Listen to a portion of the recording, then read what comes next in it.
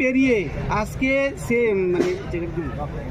রক্তদান শিবির, এই রক্তদান শিবিরে উঠছে পড়া এই স্থানীয় মানুষেরা রক্ত দিয়েছে, এই বিষয়ে কি বলবেন?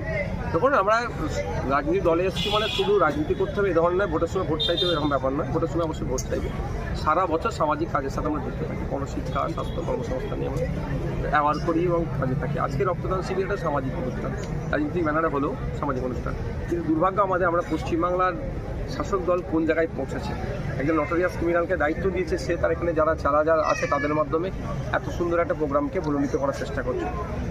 পুলিশের ভূমিকাকে আমি সাধুবাদ জানাবো। এক্ষেত্রে পুলিশের সহযোগিতাতে আজকে আমরা এই প্রোগ্রামটা সুষ্ঠুভাবে করছি। অলরেডি 780 জন রক্ত দিয়ে দিয়েছে।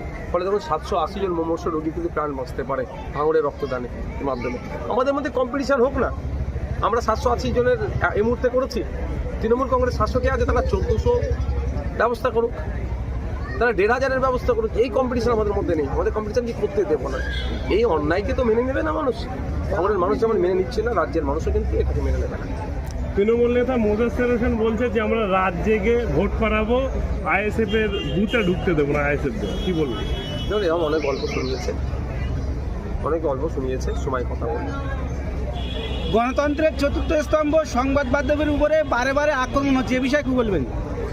তথাকথিত চতুর্থ স্তম্ভ বলা হয়, আমরা বলি, কিন্তু খাতায় কলমে নয় বলা যায়। আমরা সে ভিতরে আমি যাচ্ছি না।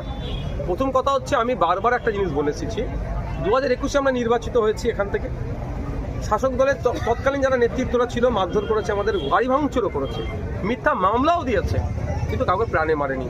যে থেকে শওকত মোল্লা সাহেব দায়িত্ব পেয়েছে, প্রাণে মারা শুরু করেছে। ওইগুলো তো হচ্ছে। শুধু প্রাণে মারতে মারতে তার দলের লোককেও প্রাণে মারলো, তার প্রমাণ আমরা সকলেই পেয়েছি। এবার আসছে সেটা হচ্ছে, ইতিপূর্বে ভাঙড়ের ইতিহাসে এই সাংবাদিকদের উপরে অত্যাচার হয়েছে, মারধর করেছে, একজন সেখানে নেতৃত্ব উপস্থিত এসে দাঁড়িয়ে থেকে সেখানে কাদুরি থেকে ঘটনা ঘটেনি। শওকত মোল্লা সাহেব যেটা করলে এটা ভাঙড়ের বদনাম হলো। আবার এই ভাঙড়ের বদনামটাকে কিছু মানুষজন কুখ্যাত ভাঙড় বলে উল্লেখ করল, তারও বিরোধিতা করছে।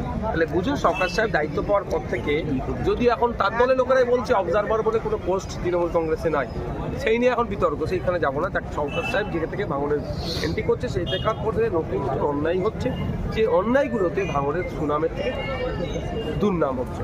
তো ভাঙড়ের মানুষ আগামী দিনে শওকত সাহেবের গণতান্ত্রিক প্রক্রিয়ায় বিদায় দেবে। বিজেপি নেতা সুকান্ত মজুমদার বলছে যে আমরা 2026-এ পশ্চিমবাংলায় ক্ষমতায় আসলে কোনো আসামিকে ইনস্ট্যান্ট শাস্তি দেওয়া হবে, জেলে ভরে রাখা হবে না।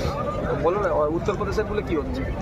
উত্তরপ্রদেশের মতোই করবে। উত্তরপ্রদেশ কি করেছে? উত্তরপ্রদেশে ধর্ষক মাথা তুলে ঘুরছে, বরঞ্চ ধর্ষণের অভিযোগ জানাতে গিয়েছে, থানার মধ্যে ধর্ষিত হয়েছে। আবার তিনি এটা বলেছেন যে যোগীর রাজ্যে যেরকম হচ্ছে, যোগীর রাজ্যের কথাই বলছি তো।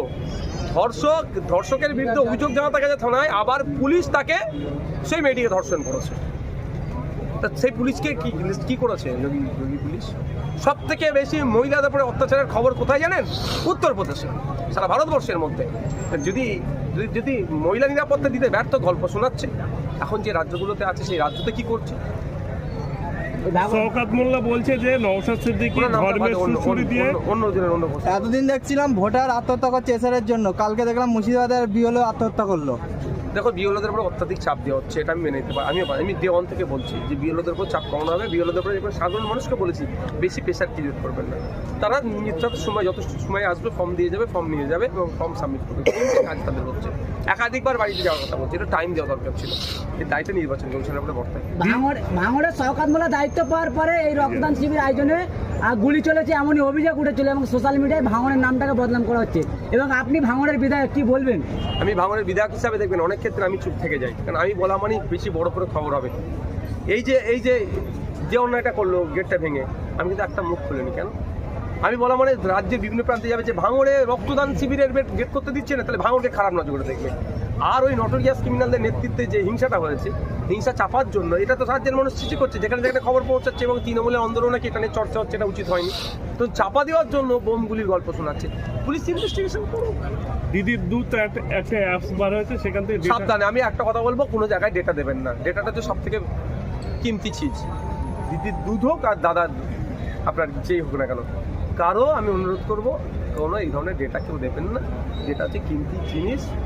তা এটা আপনার ওই দেখছেন না ওটিপি ফোটিপি গল্প আসছে, কোনো সময় আবার বলবে তোমার ওখানে গিয়েছিলাম সেটা চেয়েছিলাম, তোমার এখন একটা প্রাইজ পেয়েছো, তুমি অমুকের কাছ থেকে প্রাইজ পেয়েছো, দিদির কাছ থেকে দাদার কাছ থেকে প্রাইজ পেয়েছো। তাহলে কী করতে হবে, তোমার ফোনে 4টে কোড যাচ্ছে, কোড দাও, যেই 4টে কোড যাবে প্রাইজ তো দূরের কথা, ও প্রাইজ পেয়ে যাবে, এ হচ্ছে হেরে যাবে, ব্যাংকের অ্যাকাউন্ট খালি করে দেবে। সোশ্যাল মিডিয়ায় একটা কথা ভাইরাল হচ্ছে যে মুর্শিদাবাদ হুমায়ুন কবির সাহেব ওখানে বাবরি মসজিদ নির্মাণ করছে, ওখানে ইনভাইটেড হচ্ছে আব্বাস সিদ্দিকী ভাইজান, এ বিষয়ে কি বলবেন? আমি আব্বাস সিদ্দিকী না ধর্মীয় জলসা, ধর্মীয় ব্যাপার, ওরা আব্বাস সিদ্দিকী বলতে পারবে। আব্বাস সিদ্দিকী সেক্রেটারি আছে, সত্যি কথা বলছি কি তার সেক্রেটারিকেও আমি জিজ্ঞাসা করিনি, কারণ আমি আমার এখন এসআইআর নিয়ে অত্যন্ত ব্যস্ততার মধ্যে আছি। কারণ এসআইআর যেটা দেখতে পাচ্ছি 25 তারিখ থেকে আবার ডেডলাইন দিয়ে দিয়েছে, ফলে যারা 4 তারিখ ভাবছিল তাদের তাড়াতাড়ি দ্রুত এগোনো হচ্ছে। তবে আপনাকে এখন বলবো আব্বাস সিদ্দিকী কোথায় যাচ্ছে না যাচ্ছে, নিশ্চিতভাবে তিনি বিচক্ষণ মানুষ, তিনি আপনাদের জানিয়ে দেবেন। আজকে অনুষ্ঠান হয়ে যাওয়ার পরে একাধিক কর্মীর উপরে হামলা হওয়ার আশঙ্কা আছে। এটা বাদ দিন।